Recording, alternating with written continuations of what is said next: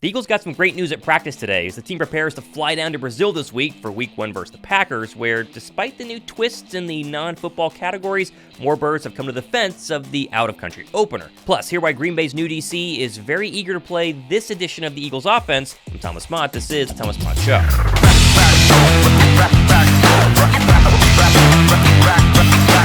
Everyone loves college football, and Week 1 was fantastic, including watching Eagles quarterback coach Doug Nussmeier's son play for LSU last night, play great at quarterback. Or maybe you found a new favorite Michigan State player of the weekend in long snapper Jack Carson Wentz, and nope, that's not a joke, that's his real name. Either way, though, it's finally game week for the NFL, and the Birds, of course, were not only back at practice yesterday, but rocking the black helmets after confirming that not only black helmets, but black pants and white jerseys would be their home opening attire for their game in Brazil. Which also, Green Bay, they're wearing green, FYI, just for those still worried about the whole green at the stadium is not allowed thing. And as we start NFL Week 1, I'm less than 1,000 subscribers away from giving away 2 tickets to the Eagles' first official home opener. That is 2 Mondays from now against the Atlanta Falcons. So go down below and subscribe. If you want to go, let me know. We're going to draw that probably sometime next week. Now, at practice yesterday, we got some really great injury updates, including not only Isaiah Rodgers, but Jalen Hunt, Dallas Goedert, and even Johnny Wilson all officially back after missing multiple practices with injuries. Like Wilson, for instance, we haven't seen him in weeks since taking this big hit and joining practices with the Patriots, so again, good to see him suiting back up. As far as Dallas Goedert, he missed multiple practices last week, and officially just having his helmet on and seemingly being okay is really good news for the Birds.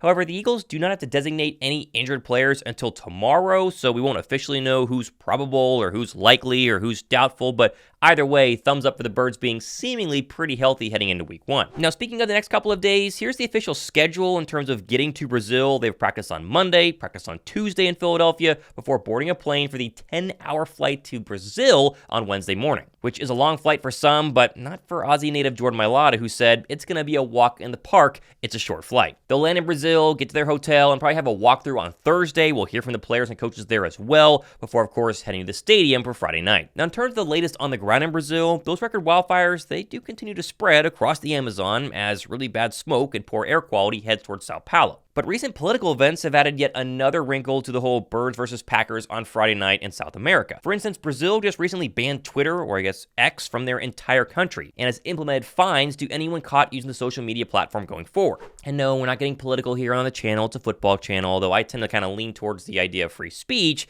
Either way, I'm explaining how it actually affects the Eagles game. This means Eagles versus Packers beat writers and NFL social media personnel will not be allowed to tweet from their cell phones or their laptops during any part of the game if they're actually in attendance, which has caused a lot of media members to voice their outrage on, ironically, Twitter, calling for the NFL to cancel the game and move it back to Philadelphia.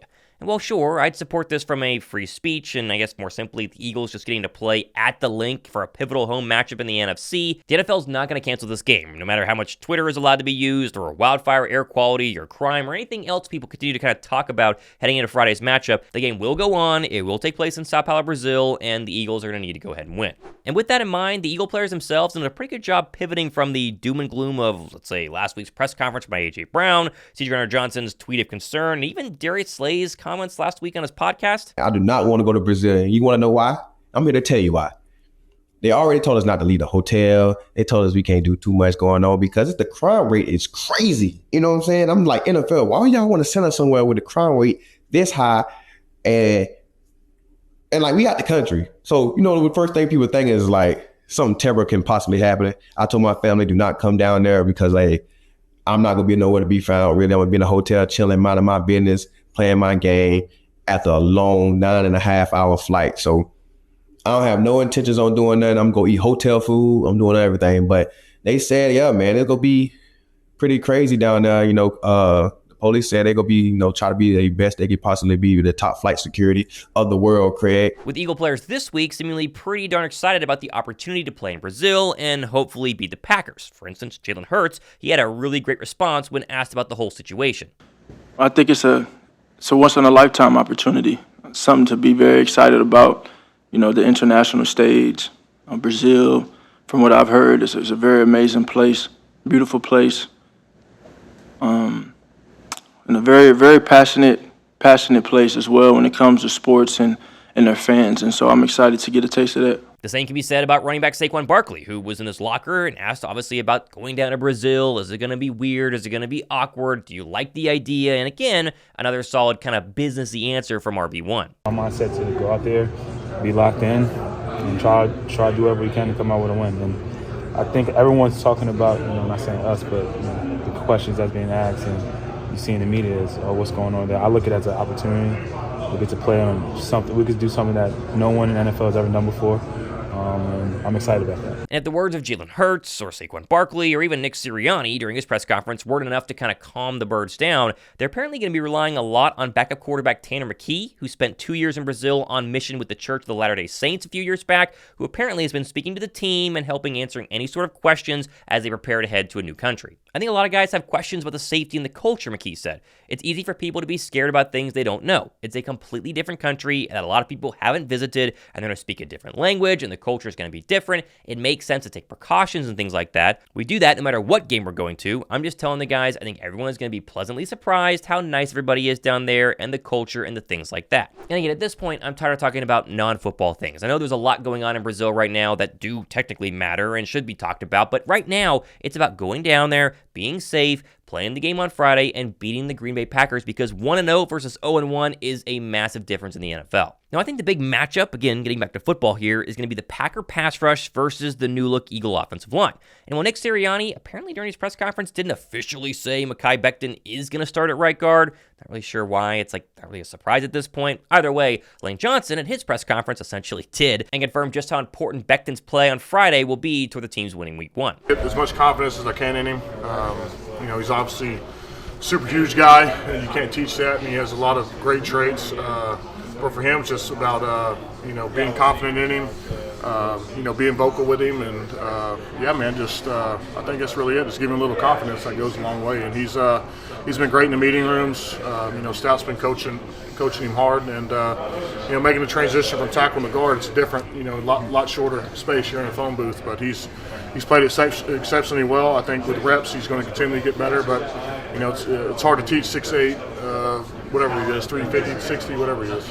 Now, Green Bay is going to be unleashing their new-look defense led by new defensive coordinator Jeff Hafley, who's kind of known for this attacking style, fearless play calling, kind of going all in all at once. And he doesn't seem too worried about the Birds' weapons on offense when he told reporters this past week he's going to let it rip versus Jalen Hurts and company. Winning your first game calling plays in the NFL, is that exciting, nervous? What are your emotions going into it?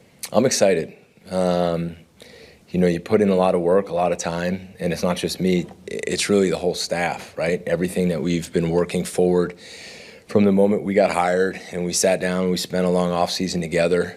We went through OTAs, we got through training camp, we pieced it together, what we wanted, what we liked, what we didn't like, a lot of hours of different thoughts and ideas and going through training camp and seeing what we liked against Matt, and then obviously in the limited time we had in the preseason games, and now we're in the process of piecing it all together and having a game plan. And I mean, for me, it's like this. It's just like I talk to the players, and I mean this. We're going to work really hard up until the time we kick off, and my sheet's going to be in front of me, and I'm going to let it rip. And then we're going to call it, we're going to play fast, and we're going to be physical, and I'm not going to hesitate on the call. We're going to get it in quickly to the quay so they can look out and see what the offense is coming out in, and we can go line up and play.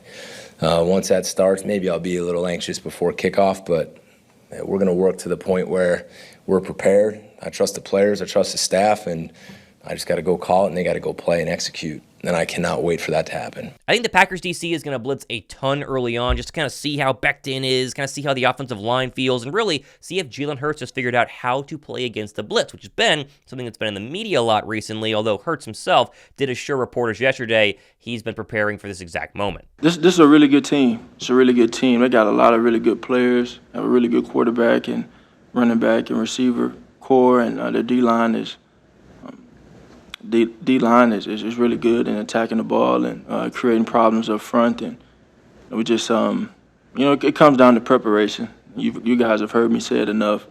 How we prepare and how we have prepared. And having the opportunity to display that and compete against a really good team. Still, though, it will be Jalen's first test, not only in Kellen Moore's new offense due to the lack of preseason snaps. We'll see how that goes. And, of course, calling out protections for the first time, something that made headlines in the media last week when Hurts basically confirmed that Kelsey made all of the pre-snap protections over the past couple of years, which seemingly kind of stunted Hurts' growth as a quarterback a little bit. And although we're still wondering exactly how it's going to look in terms of the old offense, and Hurts, of course, calling stuff at the line pre-snap, Jalen did confirm and double down to the media that he's pumped about the next step in his career in terms of this exact scenario. I think as a quarterback, you're always evolving, you're always growing, you're always taking in new knowledge and new information, and I think that's what makes us better, and that's always been my approach, is to grow every day, learn every day, and take in the coaching every day. And as I said, I have new roles and responsibilities, but everybody has new roles and responsibilities on each team in each year, because no team is the same when you go from year to year. And so I'm just excited for this group, my role in that group, and we always talk about dominating your box and accepting your role and doing that. And so we're just taking it day by day. I think the Packers are going to blitz a ton early on. It's up to Jalen Hurts, of course, to recognize it, have the right hots out of it, and hopefully find Devontae Smith, A.J. Brown, and even Saquon Barkley for big gains. Now, speaking of Devontae Smith, I have him as an extra X factor on Friday night, not only after not being named a captain by his teammates, maybe a little extra motivation there, although neither did Saquon Barkley, and so there's only so many captain's logos to actually go around on a team. Not a big deal, but really because Packers star cornerback Jair Alexander is going to be tasked with shadowing A.J. Brown all night, leaving Devontae Smith hopefully matched up one-on-one in the slot on the outside against the lesser Packer corners, where he can feast all evening long. It's crazy we're 4 days away from the Eagles' actual Week 1 opening game. No more training camp, no more preseason, no more meaningless football games. This one actually matters, and there's a lot of noise going on right now. We're going to cover everything happening as Philadelphia has another practice tomorrow, flies down on Wednesday, and hopefully has a nice, smooth win Week 1 versus the Packers. Give me your score prediction down below. I'll take that obviously into consideration as the videos go on the rest of the week. Be sure to go ahead and subscribe as well. I'm Thomas Mopp. This has been the Thomas Mopp Show.